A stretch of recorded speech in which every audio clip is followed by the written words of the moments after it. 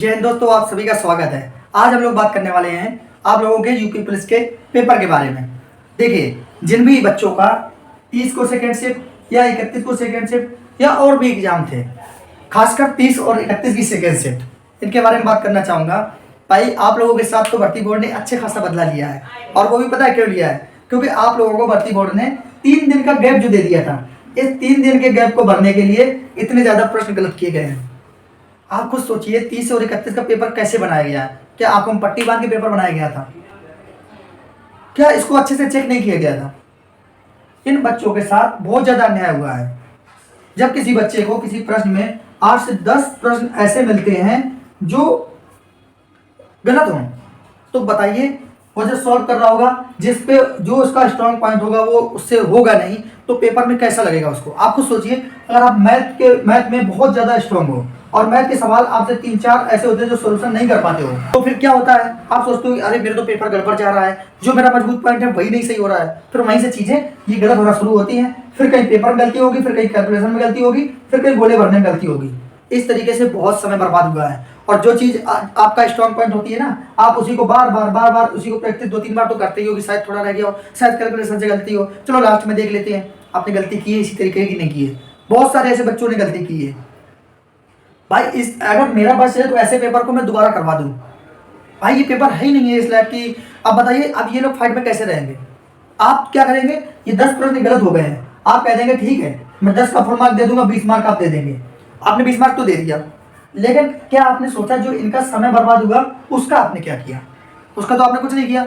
मतलब अगर स्टूडेंट गलती करे तो उसका 1/4 तुरंत काट दो, लेकिन अगर भर्ती बोर्ड गलती करे तो उस पर ऑब्जेक्शन लगाओ। ऑब्जेक्शन तो लगाओगी, साथ में क्या करो, उसके बाद अगर ये नहीं मानता है तो फिर उसके बाद कोर्ट के चक्कर लगाते रहो, फिर उसके पीछे 2-3 महीने घूमते रहो। ये होता है क्या? इसको जब भी कोई प्रश्न गलत आता है, अगर स्टूडेंट अपनी गलती की भरपाई नंबर से करता है, तो क्या भर्ती बोर्ड को अपनी गलती की भरपाई नहीं करनी चाहिए? आप खुद सोचिए। ये तो इन बच्चों के साथ अन्याय हो गया। ये लोग अटेम्प्ट कर पाए होंगे क्या? आप खुद बताओ। और चलो यहाँ तक तो ठीक था, भर्ती बोर्ड ने पेपर बना दिया, हो सकता है गलती हो गई हो। उसके बाद क्लासरूम से तो बाहर निकले, जैसे ही क्लासरूम से बाहर आए, उन्होंने यूट्यूब खोला और यूट्यूब पे टीचर अपना गुणगान कर रहे थे। भाई, 30-31 का पेपर तो एकदम सरल आया है, और इनकी कट ऑफ भी 105 प्लस निर्धारित कर दी।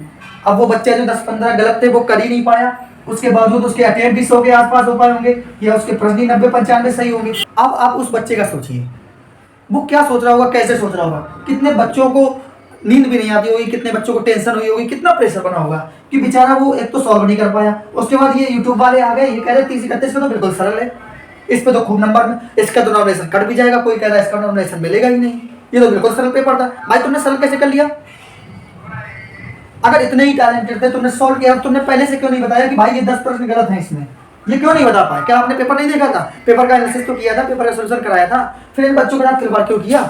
एवरेज स्कोर भी बना दिया। भाई, किसी किसी का देखा है 105 एवरेज स्कोर, और इन्होंने तो स्टूडेंट के साथ हद ही कर दी। बहुत सारे लोगों को मैंने देखा है भाई, कट ऑफ 215 और 220 बना दी। अब जहाँ पे 10-10 प्रश्न गलत हों, वहाँ किसी बच्चे के लिए 220 ला पाना क्या पॉसिबल है? मतलब अब इस समय देख लीजिए, कम से कम 15 दिन का समय बीत गया है। अब ये 15 दिन उसका कैसा गया होगा? एक तो उसने इतनी टेंशन झेली, क्लासरूम में बैठ के सॉल्व नहीं हुआ अच्छे से, आपने एनालिसिस भी कराया और आपको ये 10-12 प्रश्न गलत नहीं दिखे होंगे किसी को। कैसे एनालिसिस कराया, मुझे ये नहीं समझ में आ रहा है।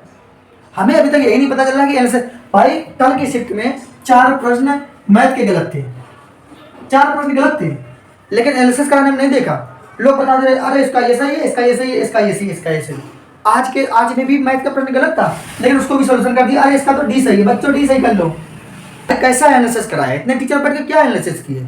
आप लोगों को तो उसी टाइम बता देना चाहिए था जब आप पेपर का एनालिसिस करा रहे थे कि देखिए ये प्रश्न गलत है, इसका आंसर ही नहीं निकल रहा है, ये प्रश्न गलत होगा, इस पे आप कुछ भी ना जोड़ें, तो कम से कम बच्चों को तो पता चलता कि हाँ 30 की सेकेंड शिफ्ट में 8 प्रश्न ऐसे हैं जो गलत हैं, तो कम से कम वो टेंशन तो ना लेते।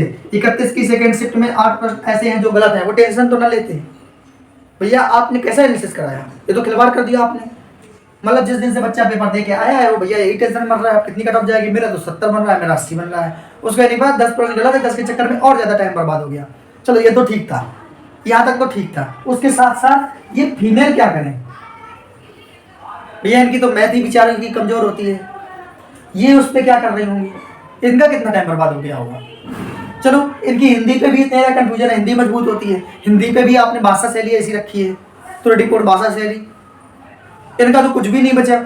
मैथ रीजनिंग कैलकुलेशन से गई वो कम आता है, हिंदी में स्कोर कर सकती थी उसको तुमने ऐसा रख दिया, जीके जीके तो ऐसा रख दिया कि उसको कोई भी ना सॉल्व कर पाए। अब ये बेचारी फीमेल क्या करें, इनका तो सभी कुछ चला गया। इतनी गलतियां हो गई। 30 और 31 वालों के साथ ये बहुत ज़्यादा खिलवाड़ हुआ है, मैं ज़रूर इस चीज़ को कहना चाहूँगा और पूरा सपोर्ट है। बस इतना ही कह सकता हूँ, मैं क्या करूँ। आप लोगों को जो भी आप जहाँ से पढ़े हों, जो बड़े टीचर हैं उनको ये चीज़ कहनी चाहिए, जिनके पास ज़्यादा सब्सक्राइबर हैं। आपको भी पता है कि इसी चक्कर में अभी मुझसे रहा नहीं गया कि नहीं मुझे बोलना चाहिए, मुझे कहना चाहिए। इसी चक्कर मेरा इससे भी पहले जो चैनल था मेरा स्टडी विद सौरभ के नाम से, उसमें 10 के सब्सक्राइबर हो गए थे, लगातार मैं वीडियो बनाता था। इस पर मैंने बिल्कुल काम करना बंद कर दिया था। आप कोई भी टी शर्ट में दिख रहा होगा, भाई क्या करें। जब वो चैनल डिलीट हो गया उसके बाद मैंने फिर इस चैनल पे काम करना शुरू किया। लेकिन जब ऐसा पेपर देखेंगे तो फिर कैसा लगेगा, मुझे चैन नहीं पड़ी। मैंने कहा चलो अब कहते जरूर हैं, शुरुआत करते हैं और भी टीचर कम से कम सीखेंगे। जिसके सब्सक्राइबर है उनको तो ये चीज़ कहनी चाहिए भाई, 10 से 12 प्रश्न बहुत होते हैं और 30 की शिफ्ट को छोड़ दें, बाकी सभी में गलतियाँ हैं, त्रुटियाँ हैं। आप कह रहे हो कि भाषा से, अब बताओ आपने हिंदी को इतनी बुरी तरीके से लिखा है, इतना मिसप्रिंट कर दिया है और कह रहे हो इंग्लिश वाला मान होगा। अब 150 प्रश्न आप दे रहे हो, उसमें से पहले वो बच्चा 150 हिंदी का पढ़े, फिर उसके बाद वो 150 प्रश्न इंग्लिश का पढ़े, मतलब आपने 150 बजाय 300 प्रश्न बना दिए। तो फिर आपको कम से कम दुगना टाइम देना चाहिए था कि भाई आपको पूरे 300 प्रश्न पढ़ने पड़ेंगे तभी आप सॉल्व कर पाओगे।